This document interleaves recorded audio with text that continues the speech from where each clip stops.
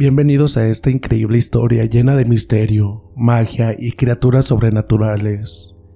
Hoy los llevaré a San Sebastián, un pueblo escondido en las montañas, donde dos nahuales legendarios, el lobo y el puma, luchan no solo para proteger a su gente, sino también para redimir su propio pasado.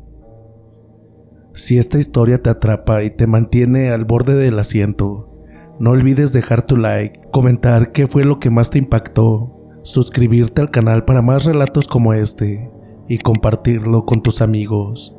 Gracias por ser parte de esta comunidad y espero que disfruten la historia. En San Sebastián, un pequeño pueblo perdido entre las montañas de la Sierra de Oaxaca, las noches ya no eran seguras. Nadie sabía con certeza qué acechaba en la oscuridad, pero todos lo sentían. Las primeras señales llegaron con el ganado, cuerpos destrozados, marcas profundas en los árboles y huellas imposibles de identificar. Luego vino el primer ataque humano. Don Isidro, un anciano acostumbrado a la vida en las montañas, fue hallado malherido cerca del río. Sus últimas palabras antes de desmayarse resonaron en todo el pueblo: "Eso no es un animal, es el demonio". La tensión se apoderó en San Sebastián, un lugar donde los rumores sobre nahuales no eran solo supersticiones, sino parte de la vida cotidiana. Entre las sombras de esa amenaza creciente, dos hombres eran mencionados con frecuencia, casi como un susurro prohibido: Fermín el lobo y Esteban el puma. Ambos hombres, reconocidos sanadores y protectores de la comunidad, compartían un pasado envuelto en misterio y una enemistad que nadie se atrevía a cuestionar. Aunque ambos vivían a extremos opuestos del pueblo, parecía que algo los conectaba con los ataques. Esa noche había salido tarde de la casa de mi tío, quien me había invitado a pasar el verano en San Sebastián. Me dijo que no caminara por los senderos a esas horas, pero mi curiosidad pudo más que su advertencia. El aire estaba pesado, como si las montañas mismas observaran en silencio. El crujido de las ramas secas bajo mis pies era el único sonido que rompía la calma, hasta que escuché algo más, un gruñido bajo y profundo que hizo que mi piel se erizara. Me detuve en seco, tratando de localizar el origen del sonido, pero solo encontré sombras que bailaban bajo la luz de la luna. De pronto, un movimiento rápido en los arbustos me hizo retroceder. Lo que emergió de ahí no era como nada que hubiese visto antes. Una criatura enorme, con un pelaje grisáceo, desordenado y ojos rojos como carbones encendidos. Se plantó frente a mí. Era más grande que cualquier oso que pudiera imaginar, y su cuerpo parecía demasiado irregular, como si fuese una fusión grotesca de diferentes animales. Quise correr, pero mis piernas no respondieron. La criatura me observó, gruñendo mientras daba un paso hacia adelante. Fue entonces cuando un aullido largo y profundo cortó el silencio de la noche. Desde los árboles emergió un lobo de tamaño impresionante, de pelaje oscuro y ojos brillantes. Sin dudarlo, el lobo se lanzó contra la bestia, mordiendo su flanco. El monstruo rugió, furioso, girando para atacar al lobo, pero antes de que pudiera contraatacar, otro rugido se unió al caos. Un puma ágil y elegante saltó desde una roca, clavando sus garras en el lomo de la criatura. La pelea que siguió fue feroz. El lobo y el puma parecían entenderse sin necesidad de palabras, trabajando juntos para arrinconar a la bestia. El lobo distraía con ataques frontales mientras el puma desgarraba sus patas traseras. Finalmente, la criatura lanzó un último rugido y huyó, arrastrándose hacia la espesura del bosque. El lobo y el puma permanecieron quietos por un momento, mirándose el uno al otro como si se entendieran, antes de desaparecer en direcciones opuestas. Con el corazón latiendo con fuerza, corrí de regreso al pueblo, tropezando varias veces en el camino. Cuando llegué, mi tío me miró con preocupación. Al contarle lo ocurrido, su rostro cambió de preocupación a algo que parecía ser resignación. Ellos siempre han estado aquí, protegiéndonos, murmuró, sirviendo un mezcal para calmarme. ¿Ellos? ¿Quiénes?, pregunté, pero mi tío no respondió. Al día siguiente, noté algo extraño en Fermín y Esteban. Aunque ambos eran hombres solitarios, esa mañana parecía haber un entendimiento tácito entre ellos. Fermín tenía una venda en el brazo, como si hubiese sido mordido por algo, y Esteban caminaba con dificultad, apoyándose en un bastón improvisado. Nadie dijo nada, pero los rumores comenzaron a correr por el pueblo. Con el tiempo, descubrí que Fermín y Esteban habían sido amigos inseparables en su juventud. Se decía que habían aprendido juntos los secretos de la naturaleza y de las transformaciones, pero su rivalidad comenzó cuando ambos se interesaron en la misma mujer, Natalia, una curandera del pueblo que había muerto trágicamente muchos años atrás. Algunos decían que su muerte fue un accidente, pero otros murmuraban que había sido resultado de un ritual que salió mal. Desde entonces, Fermín y Esteban no volvieron a hablarse, aunque compartían el mismo propósito: proteger al pueblo. Sin embargo, las cosas comenzaron a cambiar tras mi encuentro con la criatura. Fermín y Esteban comenzaron a hablar en público, algo que no había ocurrido en décadas. Sus conversaciones parecían tensas, casi siempre en voz baja, pero había algo en sus expresiones que revelaba un sentido de urgencia.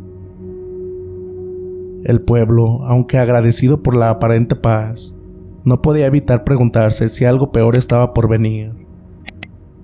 En una de esas noches, me atreví a acercarme a Fermín.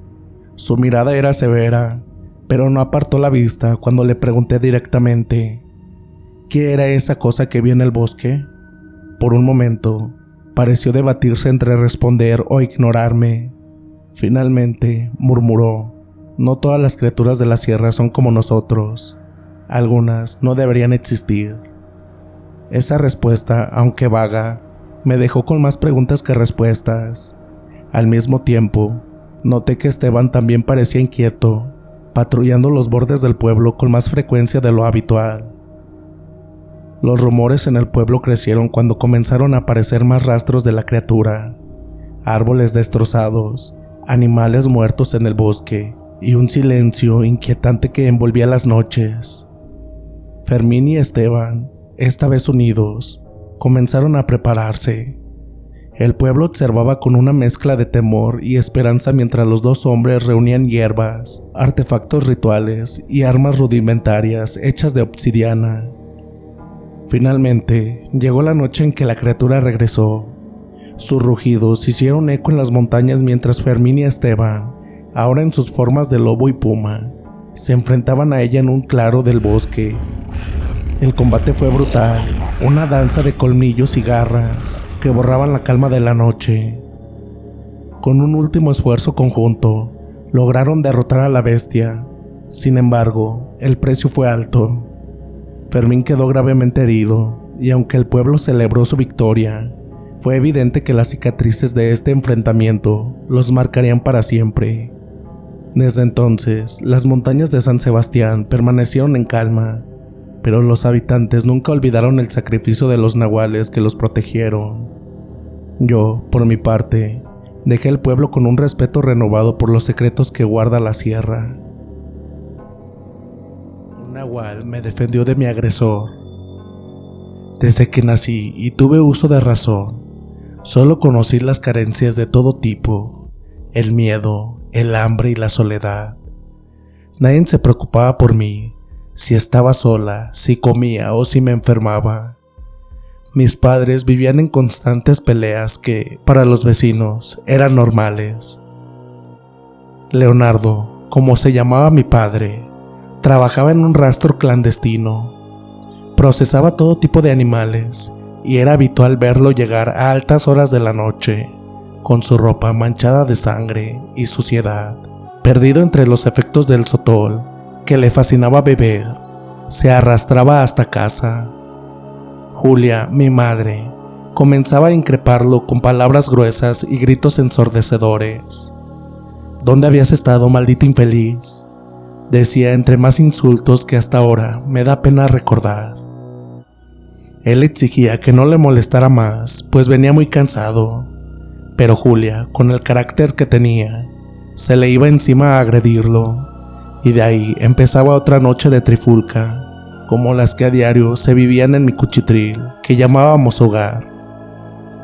Al amanecer, mi padre se levantaba, encendía un viejo radio que estaba en la cocina, calentaba café, afilaba los cuchillos con los que trabajaba y se marchaba a sus labores.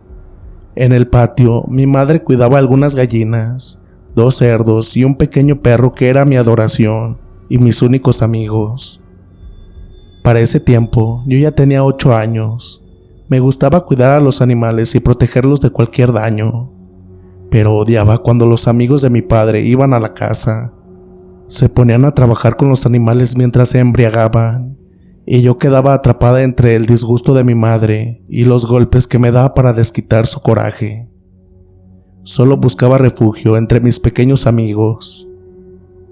Habían días en los que no me daban de comer y tenía que calmar mi hambre con los desperdicios que comían los cerdos, pero abrigaba una esperanza: poder ir a la escuela. Soñaba con aprender, con escapar, aunque fuera por un rato, de mi oscura realidad. Una vecina, conocida como la Güera, cambió mi vida. Un día, al verme ser golpeada hasta el cansancio, intervino, enfrentando a mi madre, y me llevó a vivir con ella. Esa mujer me trató como a su hija, inscribiéndome en la escuela y enseñándome a trabajar en su fonda, donde aprendí a ser limpia, trabajadora y a defenderme. Mi sueño siempre fue ser veterinaria, ayudar a los animales y rescatarlos de la indiferencia. Logré graduarme y trabajar en una clínica importante. Poco a poco, con mucho esfuerzo, abrí mi propio consultorio. La gente empezó a confiar en mí y a llamarme Doctora Corazón, por el cariño con el que trataba a sus mascotas. Una tarde, un hombre mayor, con una enorme cicatriz en el rostro y una extraña sonrisa blanca, llegó al consultorio. Se presentó como Camilo, un hombre de oficios. A pesar de su apariencia peculiar, lo contraté para algunas reparaciones. Desde ese momento, su amabilidad y sus habilidades ganaron mi confianza. Un día, un distribuidor de medicamentos, que llevaba tiempo acosándome, cruzó los límites y me agredió. Don Camilo, con una fuerza sorprendente para su edad y tamaño, lo enfrentó y lo expulsó del consultorio. Su protección me desconcertó, pero lo agradecí. Esa noche, un perro grande, con una cicatriz idéntica a la de Don Camilo, apareció en mi puerta. Su presencia, junto con sueños perturbadores, me hicieron sospechar lo imposible. Él era un nahual. Mi miedo creció, pero también mi curiosidad. Finalmente, recorrí a un chamán llamado Chilo, quien me confirmó mis sospechas. Don Camilo no solo era un nahual, sino que había decidido protegerme.